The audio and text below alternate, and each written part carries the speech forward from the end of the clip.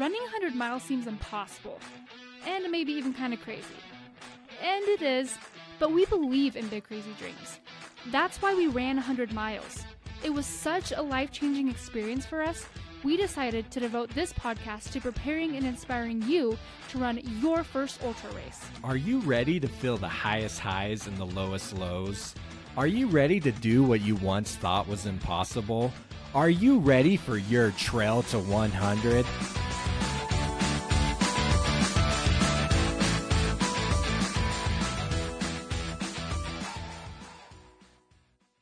Thank you for joining me today. My name is Jacob Bateman. I'm the host of the Trail to 100 podcast, the podcast made to help you finish your first 100-mile race.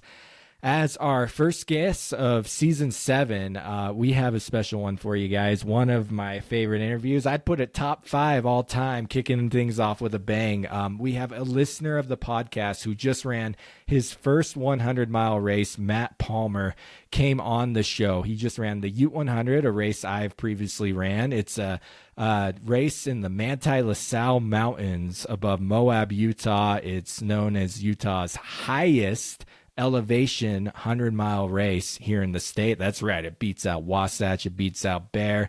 A very underrated race here in the state of Utah, and the views are amazing. But enough about that race. Matt Palmer just finished his first 100, ran that this last August, and it was a real pleasure to talk to Matt as he was able to really hit on balancing life. Matt is a parent of a 2-year-old boy, as well as his wife, who's expecting through this process of him training for this race. So he was really wanted to make sure that he balanced his life and didn't make running come above his family, above his faith, above his career. As you know, he had bigger priorities weighing down on him, but he was still able to find the time to fit in the training or get enough of it in so that he could toe that 100-mile line. So really had a great conversation with Matt about balancing life and being a dad and still being able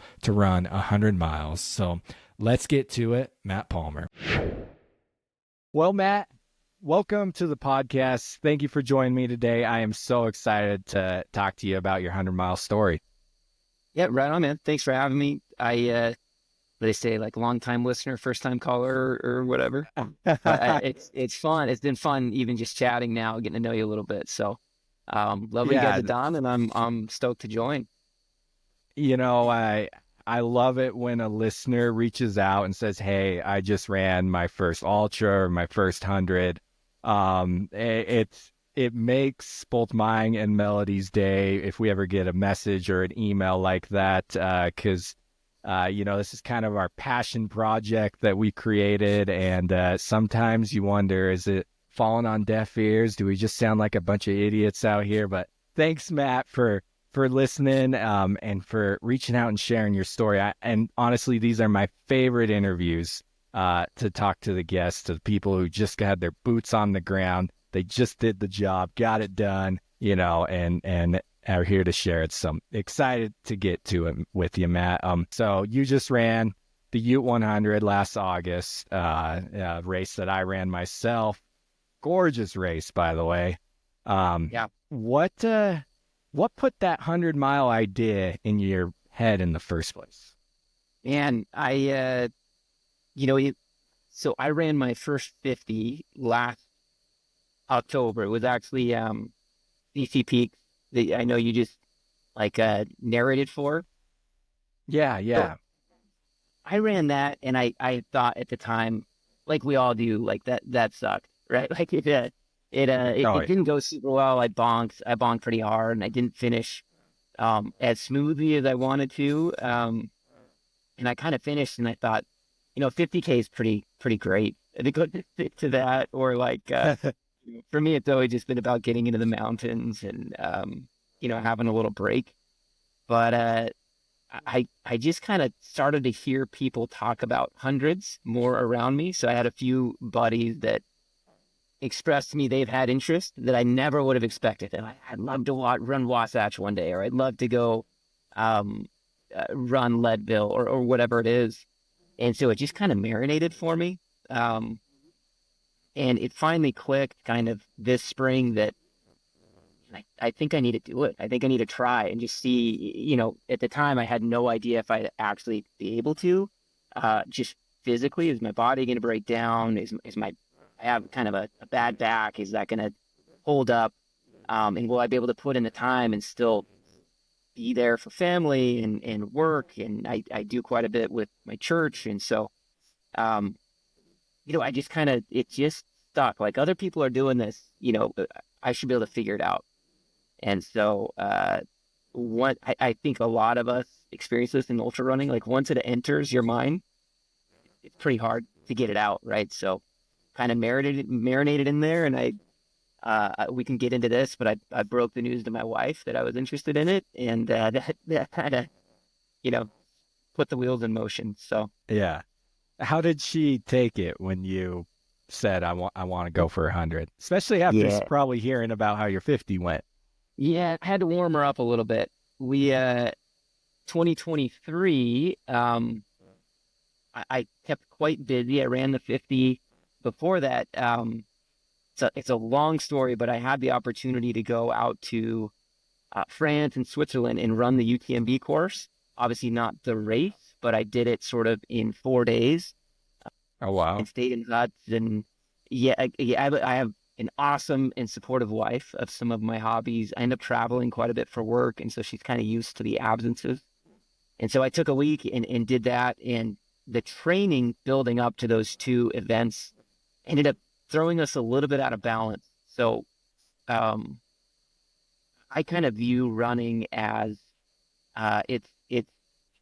it's something I get to do. It's not something that I have to do, right? It's a privilege. It's not a given.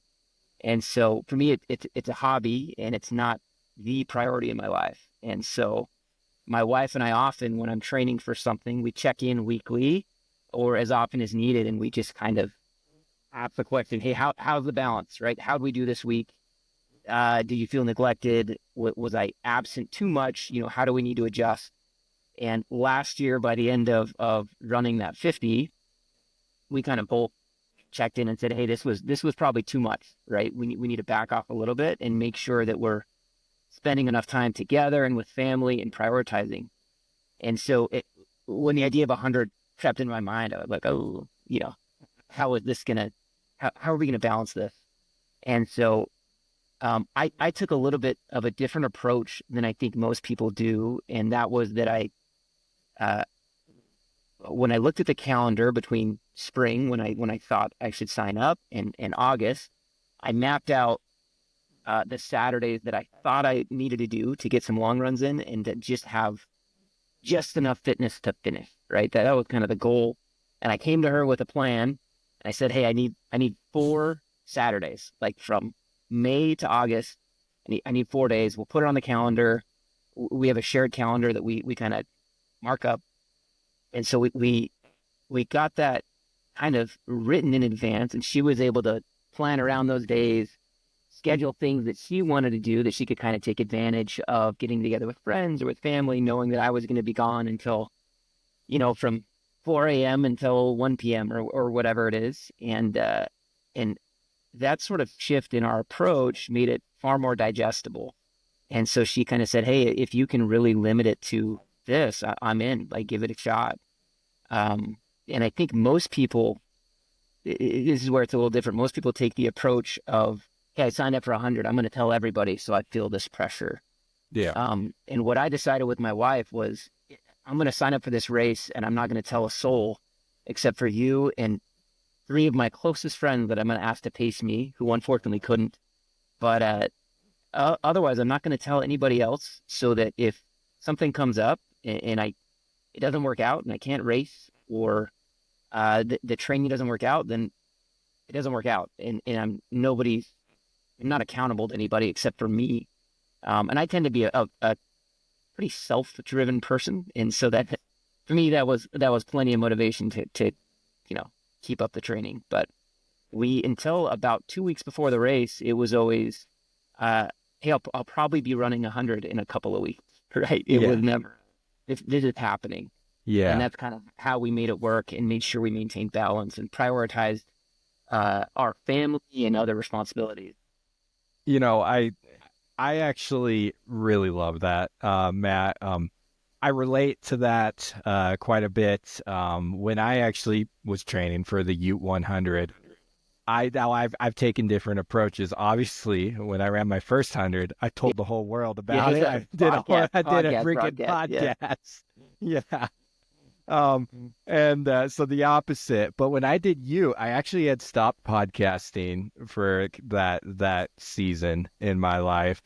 And it was kind of that same thing where it kind of came around because it had gotten pushed from a previous year, and I just let it marinate. And I told Melody, I'm like, I think I'm gonna start working towards getting ready for that. Like, I'm gonna try, if I can get ready for that, I'm gonna do that. And I didn't put it out on the podcast, and like I was the same thing. Like as it got closer and I was feeling a little more ready, I reached out to my brother who I knew could crew and pace me. I was like, hey, and it was the same thing. I think I'm probably gonna try to go down to Moab to run this race on this day.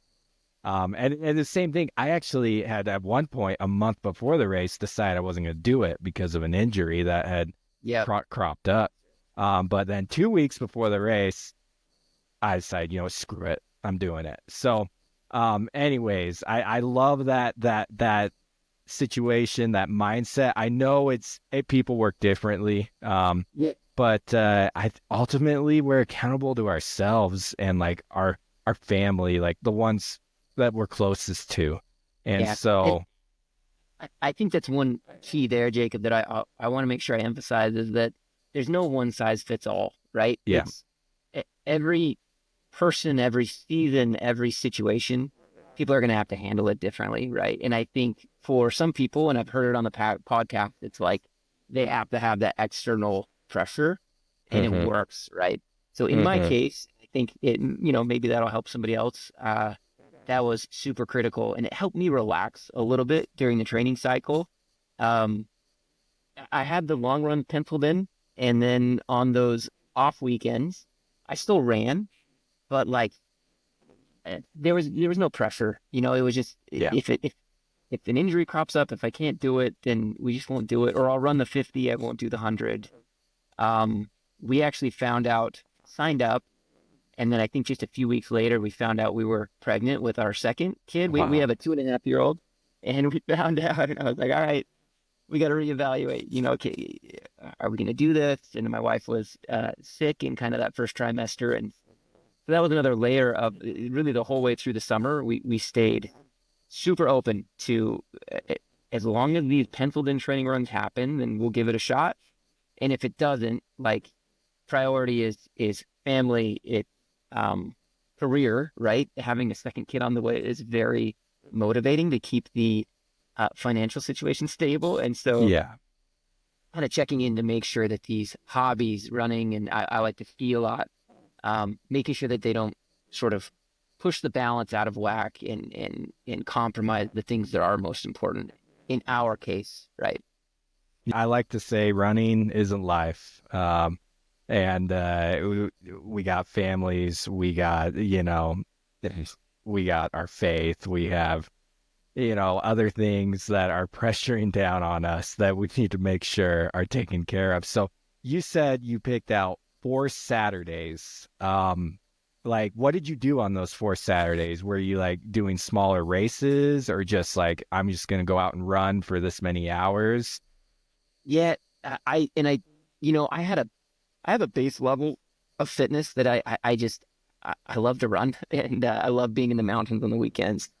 So my base kind of through the winter and into the spring is typically between 30 and 40 miles a week is just sort of for me to feel sane. And so pushing from that to prepare for 100 wasn't too extreme. I ran a 50K in the spring, and that was sort of eventful. I had a little accident where I ended up puncturing a lung and was in the hospital, and wasn't sure if I'd be able to run. I had already signed up for this 50K and wasn't sure if I'd be able to do it, and ended up running a really nice race and kind of placed in my age group and was super motivated and excited. And Hey, how far after the puncture lung was the 50K? I think it was, let me think about it. It was about a month. Hey, dang. Yeah, probably not typical, but it's funny. It's an ultra running podcast, right? So I punctured my lung and I went into the hospital and they were like checking my oxygen levels. And they were like, well, the x-ray shows that your lung is punctured, but your oxygen is at 100% with one lung. And I was like, well, I don't know. I run a lot. Like maybe that's, Yeah. and so they like couldn't figure it out, and so I had to go to like a specialist in the emergency room. And they're like, no, one of your lungs is fully collapsed. But like my pulse and my oxygen were both like super normal. It was really weird. Anyway, turned out How like long did that? Yeah, okay. I feel like this is kind of a big deal here because you're working towards your first 100, and in the middle of your training, you get this punctured lung. How long were you down and out, or like with your thoughts? Were you thinking, well, there goes 100 miles? Like I think a lot of people would think if they punctured their lung through their training plan, that their 100-mile goal for that year might be gone. Like. Yeah. What was like the recovery both physically and mentally to get back in the game like for you? Yeah, it was well, I guess I'll start with how it happened, right? I was just on a regular trail run. It was early spring, and so I was just on the Bonneville Shoreline Trail here in Draper, Utah. I live nearby, and I had run the length of the trail, had done like 8 miles out, and ended up in a parking lot, a paved parking lot. And I actually had my pack, and in my pack were my spikes, like my micro spikes for my shoes in a little ball. And I slipped on some ice, fell flat on my back, and that ball of micro spikes that's supposed to be traction for my feet, uh, ended up breaking my rib. And I believe that. so luckily I was in a parking lot, and I knew immediately like, oh, like something's wrong. I'm a little clumsy. I fall a ton when I run, like an abnormal amount. So it's very normal for me to fall and have to stop for a second, make sure I'm okay. This was immediate, like, oh man, something's wrong. I couldn't breathe. I couldn't talk normally. So I called my wife, who was luckily around and in town. She took me she actually took me back to my car, and I drove myself to Instacare.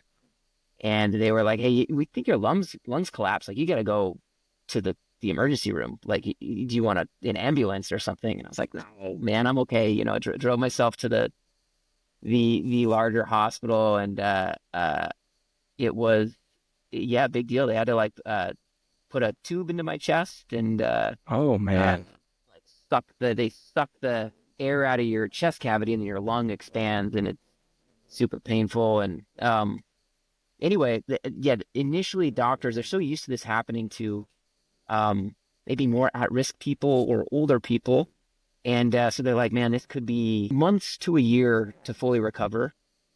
And so I was really panicking, like, what am I going to do, right? I'm a very active person. And so there's a bit of an identity crisis, which I think for me, those moments can actually be quite good as that reminder of what are the priorities, right? I need to be here for my family. They're first. I need to provide for them. And I find a lot of all of my life's meaning, I hope, comes from my family, from some of my religious beliefs, and running is just it's some icing on top, right? So, anyway, I lucked out that the lung inflated. Sometimes it can take a long time. It took me 2 days. And I was able to start in the hospital. Awesome. They're like, hey, you can start walking around as soon as you're able. And so I paced around in circles in the hospital and I was like, hey, I'm going to get 10,000 steps a day until I can run again. And so did that while I was in the hospital. They let me go out in the parking lot. So I had to carry like the tube that was out of my chest in this little vacuum thing. And I was like pacing around the parking lot in my hospital gown. And it was a pretty weird thing. But yeah. So basically they said your lung should be re-adhered to your chest cavity. You should be good to go. And if your the broken rib can handle pain, then, you start jogging when you're ready. So I sat out a week, and then I got back on the Bonneville Shoreline Trail. This is just kind of, maybe this is an ultra runner thing. This is how I am. It's like, all right, I'm running right back to that same spot, and we're going to just conquer the mental challenge. And was very weary of ice for a couple of weeks. And I kind of took it slow, really right up until that race. And that race is when I felt like I could kind of open it back up. And went well. I think I got seventh or eighth overall, and felt really strong. And kind of thought, let's dive in and try for 100. So Yeah. Anyway, I think the original question was more about the 100 prep, but that's how that was the whole kind of getting back from injury story. So yeah. So what with your like build up, you said your base was around 30 to 40 miles. As you were getting ready for the 100, what'd you find yourself building up to, like mileage wise? Yeah, I targeted, the plan I put together was to get somewhere between 60 and 70 miles a week. But what I still don't know what the right thing is. I mean, it worked. Like the race went really well, but I mostly wanted to make sure I had some time, a couple of days where I was on my feet for 6 to 8 hours. In an ideal world, I would have loved to train through the night a couple times. And my wife and I just decided, like, it just can't happen. Like, I can't be a dad and like lose an entire night's sleep and do that. So we just decided, like, the nighttime is what had me the most intimidated, because I'm like in bed at 9 kind of guy. We're pushing the midnight oil over here for me. So so I was really nervous for that. So through the training sessions, I ended up doing a couple of 30-mile outputs. I did a double Timpanogos, which has kind of been a goal of mine. If you know Mount Timpanogos in Utah here, I ran up it and back to the car as kind of an aid station, and then right back up again. And that was super fun. So that was really basically cool. like a 50K-ish? Exactly. Yep. In fact, I ended up adding a couple miles. To me, it's like, if you do 28, you may as well on a couple more, but not to. And then, the max, I did 37 miles, 3 weeks before the race, and then tapered, which sucks. I hate, I think a lot of us, the taper wiggles or whatever. I'm not good at tapering, but, that was kind of it. I should say I also did back to back. So I tried to do, long runs either on a Friday or Saturday. I took a couple of days off of work on Fridays to do that, and then would always put in at least 10 miles either the day before, the day after, to try to simulate, some of the long miles. So I love that, and I love how you were realistic. You figured out, like, okay, I got this many days to try to get these back-to-back weekends, or I can't go out there every Saturday and be gone for 8 hours. So I love that kind of attitude. Those when you double peak a mountain, I always have mad respect for people who do that. I did that once with Mount Ogden, and that still today is one of my proudest runs, was double peaking Mount Ogden. That's mean too. That's very steep. There's nothing more depressing than getting to your car and then, like, all right, let's do it again, right? It's so much rather go anywhere else than back to the car.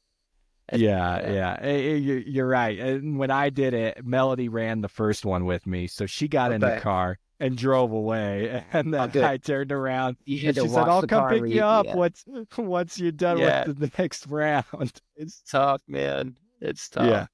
Yeah. But anyway, so how did race day go for you then? Yeah, man, it went, I think, like all hundreds, it was super up and down, but mostly up. It went quite well, but I don't think I've ever been so nervous, maybe for anything. I mean, I don't know. It really can get into your head, and I think maybe that's why I agreed to come on. I was telling you before, I'm more of a listener than I am a talker. Maybe I'm kind of the engineer sort, that more introverted. But uh, I think I built it up maybe more than I needed to.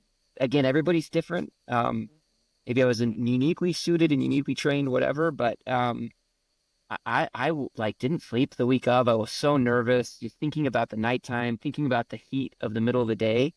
The race is in Moab, Utah. Can be very hot. What ended up happening is I drove down. I hoped to have some pacers and crew.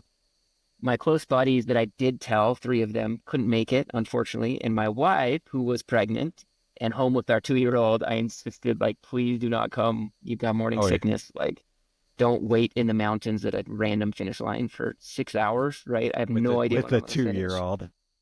Yeah, so I just went down solo and went down Friday night after work. It's about a 4.5-hour drive from where I work, and it had rained all day and then flooded in Moab. So like I drove into town to get dinner, and the streets were flooded, and they had like sandbagged the shop doors and stuff, and there was lightning everywhere. And I was just like, this is terrifying. Like, are they going to cancel the race? Like, is it going to be just complete mud? Am I going to get rained on? Like, I didn't bring warm stuff because it was summer in Moab, middle of August, right? Yeah. So I had like geared up for hot day and was really nervous for that. And it ended up being pretty perfect temperatures really the whole time. Yeah, slept in my car the night before, just got like 3 hours of sleep, and I woke up just like it was hailing during the night on the roof of the car, right? So you're getting these like the pinging and the lightning, and you just have the nerves, and it man, I was just so worked up for that race that it was almost a relief to get up like the morning of. I think it started at 5 or 5:30, and finally getting up and strapping on the shoes and just being like, all right, like let's just go try. Yeah. And I finished. It's all good. So I know we haven't gotten to race day, but the build up to race day again for me was like way worse than the actual race. And if I could do anything different, it would be to just like chill out a little bit. Was it just the fear of the unknown was getting to you, or? Definitely. Just the longest I had ever run was 50 miles. And I wasn't able to do any nighttime training. I didn't do any heat training through the summer either. Again, in sort of my effort to prioritize, to make sure my family had me, my strategy was all of my runs happen. I'm home by 11 a.m. They all happen. At 11, those long ones, sometimes, you push it. But I tried to always be home, and so I wasn't able to do really any middle of the day training. And so I just felt very unprepared. But I think the miles on my legs were there. And so, started out the race, and the race, it's climbing for about 25 miles up to a 12,000-foot peak called Man's Peak. And I tried to just really pace myself getting up there. And I'm a much stronger downhill runner. And so I hoped that kind of the middle portion of the race, I could make up some time, and went really smoothly up to Man's Peak. And I don't know how far you want me to dive. I can go through I could go all night, right, talking about the race itself. Keep us rolling. So you climb up to Man's Peak. You said that was about mile 25 for you when you hit that? Correct. And Man's Peak is over 12,000 feet, if I'm not right. Yeah. Okay. I'm trying to remember this myself. I know it's about 12,000 feet or above it. It's a little over 12,000 feet. So you get above the tree line, and there was this crazy headwind, and it had been raining kind of through the morning. And so for me, I'm a mountain guy, right? And so this was actually it was fueling the stoke for me, right? Getting up to that peak, and the wind is blowing you off balance, and I loved it. I loved that portion. And so things went pretty smoothly up till there. I didn't have a crew, and so I had spent quite a bit of time prepping for and planning my drop bags. So the beauty of the race is that it's 2 loops. and so your drop bags can be reused, right, through the course of the race. So you drop a bag at the first aid station, you pass it 4 times. And so I had dropped everything that I thought I would need from a crew. I kind of had there. So the nutrition that I knew worked for me, my electrolytes that I like, all of that stuff I had in my drop bags. And so I was pretty well prepared for that. I blew out a shoe in the first 45 miles. The sole came off, which it was stupid. And luckily I had put shoes kind of at each aid station in my drop bags. And so had some shoe swaps, had some sock swaps. And the first 50 miles were, I think I was just still so intimidated. Really paced myself. And then I ended up getting lost kind of between Man's Peak and when you get into the high desert. I missed a turnoff onto some school track. Yep, I've struggled in that same area. I actually got off track that same area. And because so there's lots of intersecting trails and you're in a lot of sagebrush. Everything looks the same. Totally. And so I was like, man, I got to be on the, anyway, I ended up doing like an extra 3 miles in that part. So that was a super low. I was a little depressed. What mile did you get off track? I think it was at mile 30. Yeah, that would be discouraging to get off at any point, any mile you're at. Getting off track can be because it first off, if you're pushing cutoffs, obviously it could put you behind, but just mentally bouncing back from 3 extra miles, you're like, oh my gosh, this is not my day. What am I doing? That it can start to mess with you. That was the biggest thing, was mentally. I say how nervous I was. I'm also like pretty competitive. Sorry, I keep dropping this thing on my desk. I'm pretty competitive, and if I'm going to train for something, I like to first off finish, but I like to have a good showing, and so I had set the goal in my mind of 30 hours. So you get off track and it's like, well, there goes my goal. Like, this is a half hour or whatever. So got back on track and then into the high desert where you really can cruise. It's sort of gradual downhill and you're running the Porcupine Trail and into the whole enchilada, which are these really great mountain biking trails in Moab. And unfortunately, I start to get into the high desert and then torrential downpour starts. And luckily it was still daytime, so it wasn't cold, but the trail just turned to thick clay. And so I ended up having to like slow trot or walk for like maybe 6 miles of that high desert portion. And so I remember calling my wife at about mile 45 and I was just like, hey, I feel great in terms of my body, but like my goal is shot. Like I just don't, it's just not going super well. I wasn't thinking of quitting, but it was just kind of like, man, this sucks. And then you get to the finish line at mile 50, and I came in right around, I think, 14 hours or so to the 50 mile, which was it was still on track, right, to kind of meet the goal. Yeah. But you get in there with a lot of the 50 mile finishers because you all start at the same time. So there's like a party at the finish line and they're all celebrating and you have to go past the finish line to get to, in my case, my car, which was my aid station. Yeah. And again, we talked about getting to your car in the middle of a run. That was like, I sat against the wheel well of my car for about 10 minutes and was just like, this sucks. Like, this is the worst. They're all done. And, I didn't think about quitting, but it was just like, all right, I'm just going to feel this and move on. Then the way the course is laid out, you do a 6 mile loop and you end up again back at the start line before you go do the rest of like the 44 miles. And I remember as I was getting back to the car, there's a brief spot of cell phone service. And I called one of my buddies who was going to pace me and just told him like, hey, I need some inspiration, man. Like, help me out. And he and I are adventure buddies. We've done a lot together, a ton of rock climbing, a lot of adventures, some really fun overnight ski tours that we've gone through. And he just said, hey, like, what a privilege, right? Like, you're in a position in your life that your family supported you.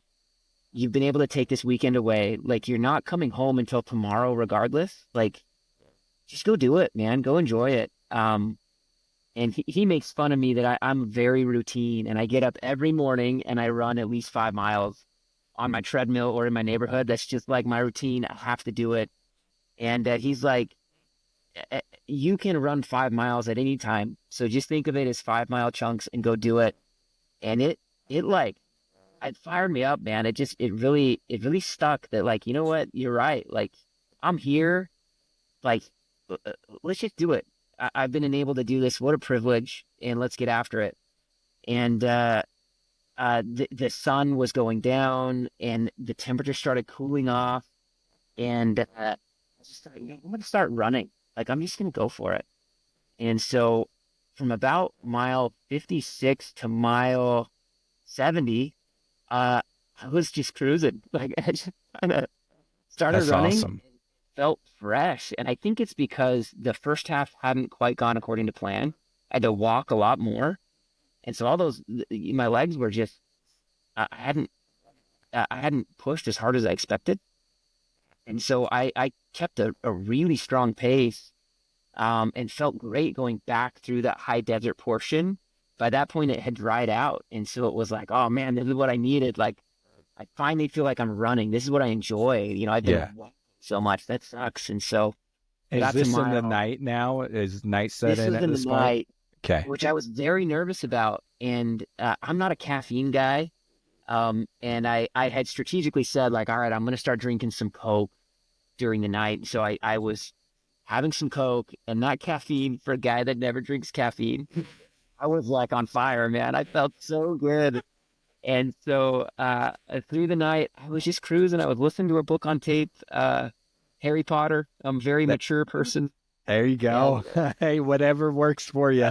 Exactly. Yeah. So it was the first time in the race I felt like I just kind of zoned out and was just running.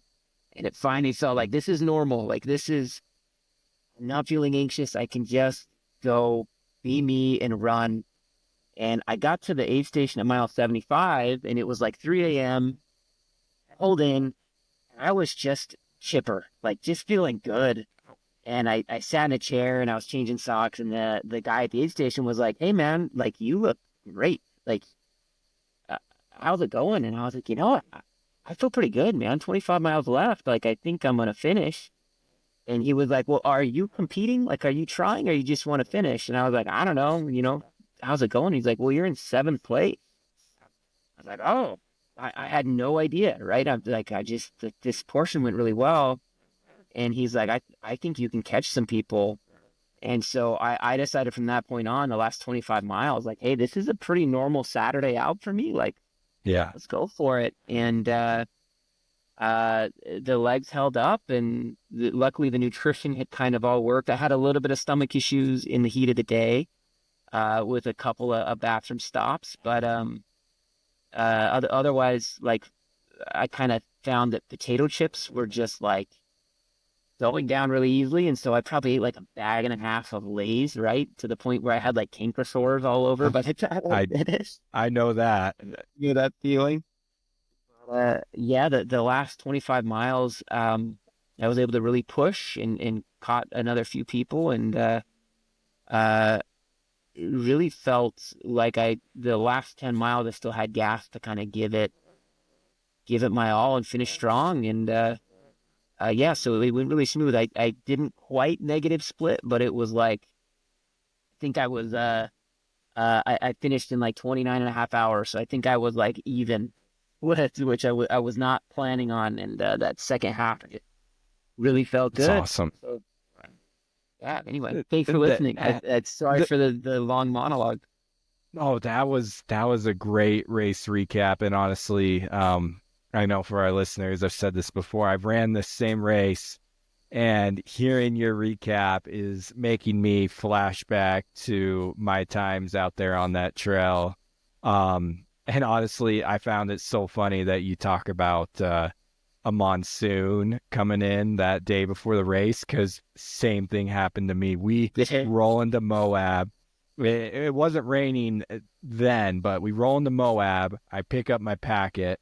We're going to go drive up to the mountains to go do the same thing, sleep in our car, and a monsoon of like that I've rarely ever seen. I've been in Moab for a couple monsoons. There's probably two monsoons of this capacity that I've seen comes rolling in. Just you couldn't even drive. Like you couldn't see a thing. Was sandbags started getting put up. Yeah, just that same exact thing. Did it get the nerves going for you, or was it just kind of like, we're doing it either way? Oh yeah, like I mean, like I knew I was doing it, but yeah, like when you see like rain like that come down, you're like, what if that happens tomorrow when I'm out there on that mountain? Like, how am I gonna be out there enduring this kind of rain? And it did, like you said, the trail turning to clay. That happened to me. We had some thick. It wasn't full on monsoons like it just happened the night before, but we had some heavy rains come through where the trail literally completely turned into a stream. And we were just kind of walking on the edge of it. Rough. Yeah. It's so rough. And when you know that you're at mile 40 of 100 and you're like, oh man, this is delaying. But I think, and you wonder if that's going to continue on through the rest of the day and that sort of thing. We had some really good rains come through. I think they held that race during monsoon season, so there's a shift. So I think everybody gets some good rain. What's funny for me, I built it up so much in my mind to that being miserable, and I would have preferred it not to rain, but I think that once I was in it, and you're just doing what you know you can do, which is run and be in the mountains and have an adventure, it was kind of more fun than miserable. Like I expected it to be miserable, and maybe that's why it wasn't so bad, but it was like, hey man, like this is pretty cool. Like I'm doing this, I'm running this 100. It's raining. When I got back into the mountain portion in the back half, so I'm at like mile 80.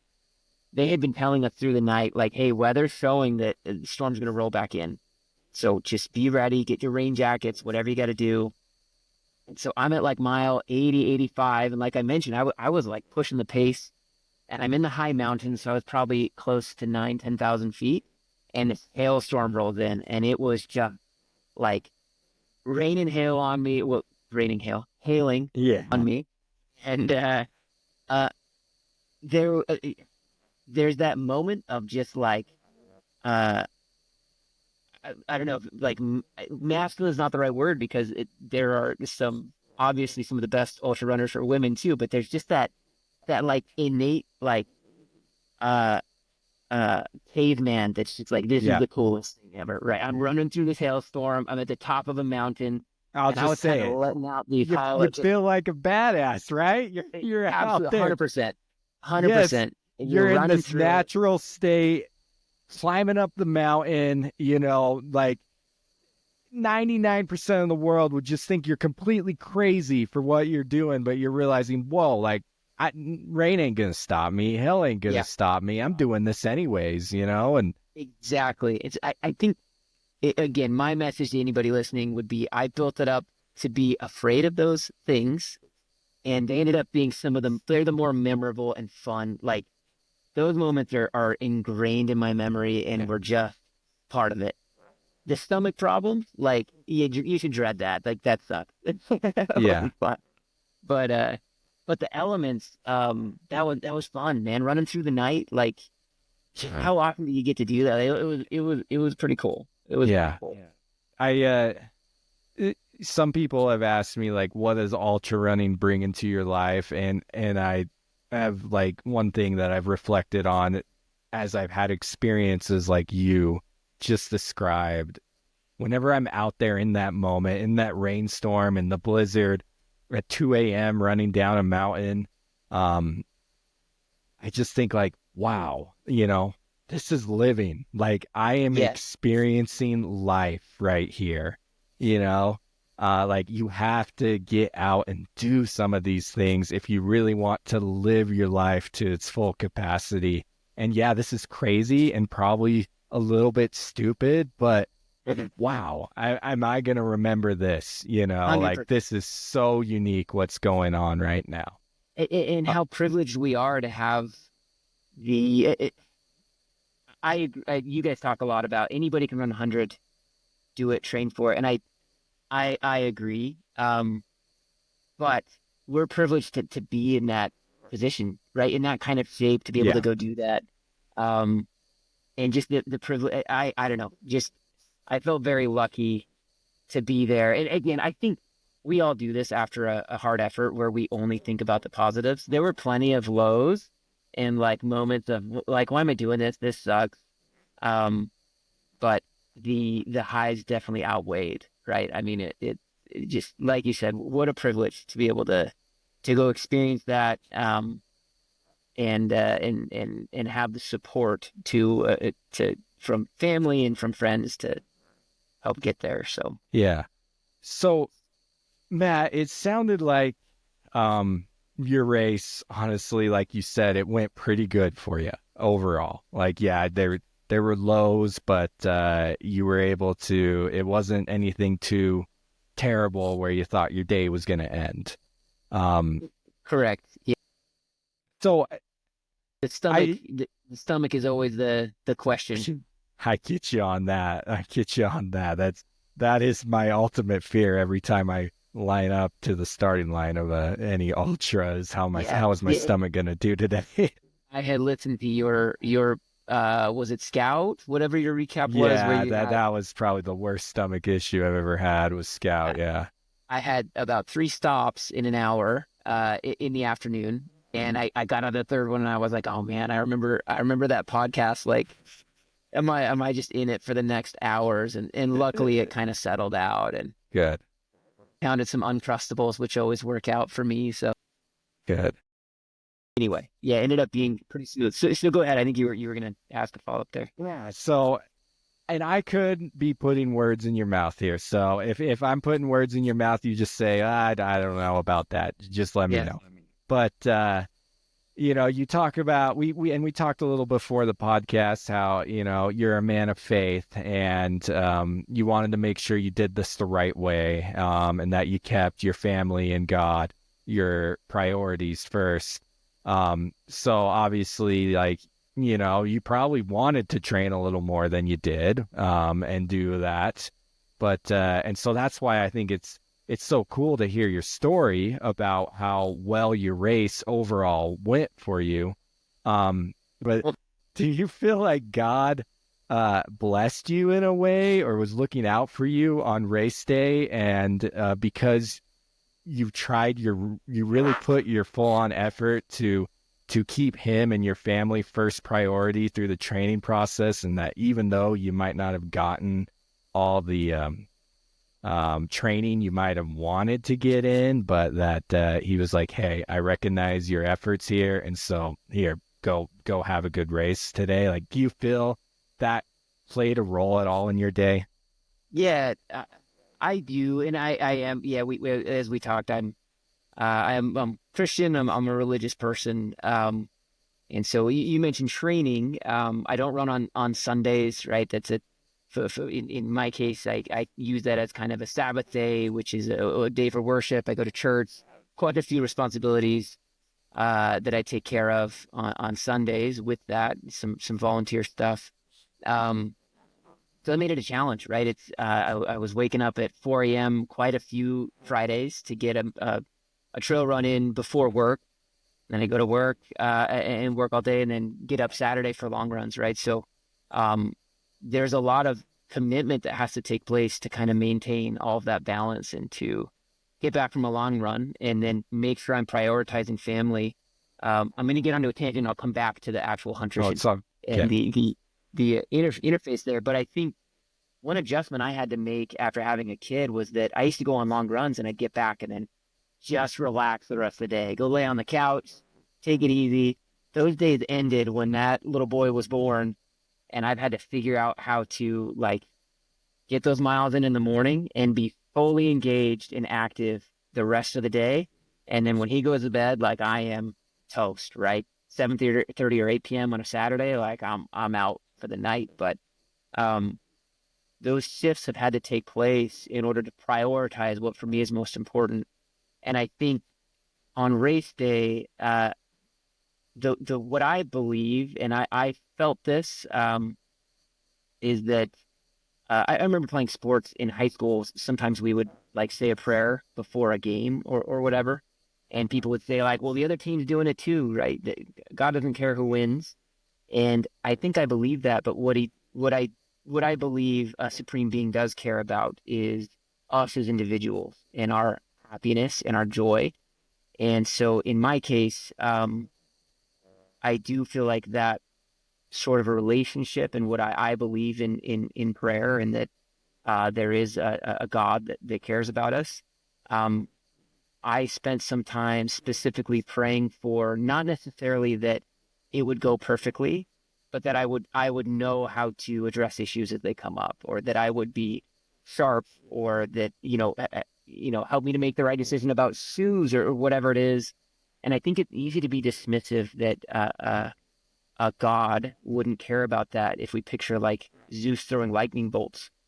But in my case, I feel a real closeness and a relationship to a God who is more of a father, right? And who would really care about our day to day and the results of our efforts. And I mean, I would care about that for my child, right? Or my Yeah. creation.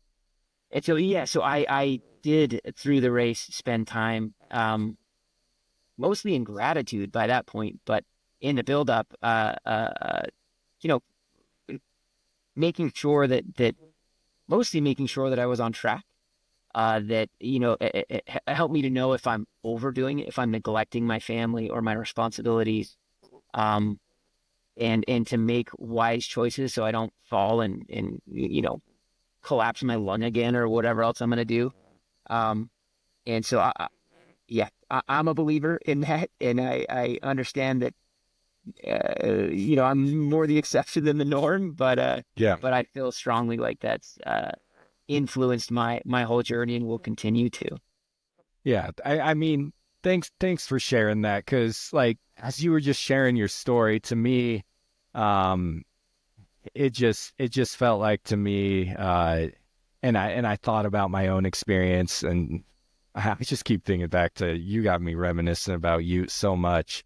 Yeah. Like when I did U 100, like my training didn't go particularly well. I fought an injury right through my peak weeks. Some peak weeks were honestly pretty inexistent. And it really, when I ran that race, like I said, I was gonna back out, but as I kept it just, the race wouldn't leave me, even though I'm like, Hmm. I'm not trained for it. I'm not trained for it. I'm not ready for it, but it wouldn't leave me. And like you said, I believe believe as well in a God that wants to see us be happy, joyful, succeed in our personal lives and our goals. And I think God knew, that was an experience that taught me that he knew that I needed that race at that time in my life, and that race would be something that would help me for the rest of my life.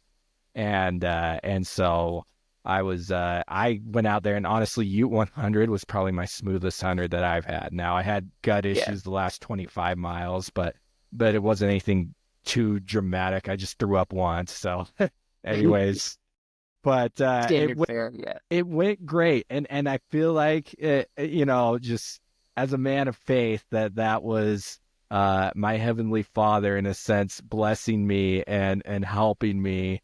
You seem like, hey, I know you don't feel ready, but you got this, and I can help you out here a little bit, and so. Anyway, so as I hear your story and hear how you really tried to do it the right way, and keep your priorities straight, to me that inspires me, and I'm like, look, that guy Matt was blessed on his race. He had a great race, and it just inspires me to live my life the right way, and even if all my ducks aren't quite in a row. Like I know I tried my best to prepare for whatever I'm preparing for or doing, whether that's a race or your career or whatever it might be, that in the end, it's going to work out, and you're going to have the experience you're supposed to have. Um, For sure. so, Absolutely agree. I think one of the Yeah. One of the big takeaways for me too is that uh, with any of those, anything in life, and I think 100 really teaches you this, that uh, you don't know until you try if you can do something hard or something scary. And maybe it's a career change, maybe it's a move or whatever else. There's only one way to find out, and that's going and doing it. And you'll either fail or succeed, but you'd rather go down swinging, right? And Yeah, so, in I my love case, I that. was really lucky. I um couldn't I yeah met my goal time. It kind of finished well, and but I think that the takeaways and just feeling sort of empowered, not just as a runner, but as a whatever ambition I have, a little bit more empowerment to go for it. Yeah, Let's try it, give it a yeah, shot, and you may surprise yourself at what you're capable of, right? yeah. Would that be, we like to end our podcast always asking for your top piece of advice. Is that your top piece of advice for someone who's thinking about running 100 miles to just go for it, go down swinging? Yeah, yeah. I think that would be my biggest takeaway. Yeah, go for it, right? Fight the nerves, fight the I don't know if I can do this, and go for it. Give it your best shot. Um, and if it doesn't work out, like you'd rather have given it your all than not tried at all. Um, and I'll also just say I think I emphasized it at the beginning, but there are different paths for everybody, right? What we've described, what's worked for me, went really smoothly. But other people are going to have other approaches, and it's also going to work out for them. But yeah, I think that's my main takeaway is go for it, and you may surprise yourself what you're capable of. Yeah. Well, Matt, this has been a great conversation. I have loved every moment of it. I know you say you're more of a listener and not a talker, but I tell you what, people like you, we need to get talking more because we have a lot that we could learn from. Honestly, Matt, I find you inspiring. I find the way that you were able to run 100 miles, just it inspires me to be a better person, to be a better man, to be a better father, husband, and to push myself in different ways. So thanks for being an example for all of us here, and thanks for coming on and sharing your story today. Hey, thanks for having me, man, and right back at you. Like I said, when I reached out, I, I've been inspired just as I've been listening to you and other guests. So thanks for what you've done. Keep it up. If you don't keep it up, uh, find what's right for you, right? So Yeah. whatever that is, give it your all. And but I really appreciate what you and Melody have done, and yeah, definitely crossed my mind some of those podcasts while I was out there running 100, and yeah, I appreciate it. So a big thank you goes out to Matt for coming on the podcast and sharing his story with us about how he was able to achieve his first 100-mile finish. That really was, I found it so inspiring. And, as I think about my conversation with Matt, I think one of my biggest takeaways that I have from this is, as Matt was sharing his story, I just really admired about how he talked about how he made a plan to tackle, his training for this 100-mile race. And, obviously he included his wife in on that plan to make sure that it was doable. I love that example of like communication with your spouse, with your loved one, and bringing them into your goals. But Matt was realistic, and he realized I can't be out there every Saturday, for 6 to 8 hours. I need to be back here with my family. So I'm just going to pick 4 to 5 Saturdays where I can be free from that worry and be out there and get in those long time on feet runs. And realize that that's probably all I'm going to be able to fit into this training plan. And as Matt was talking about, about everything that he went through as he executed that training plan, and then how race day overall, like, yeah, he had low points. He had points where he wanted to stop, and he had, the normal aches and pains, the gut issues and things like that. But he said overall he feels like his race went pretty well.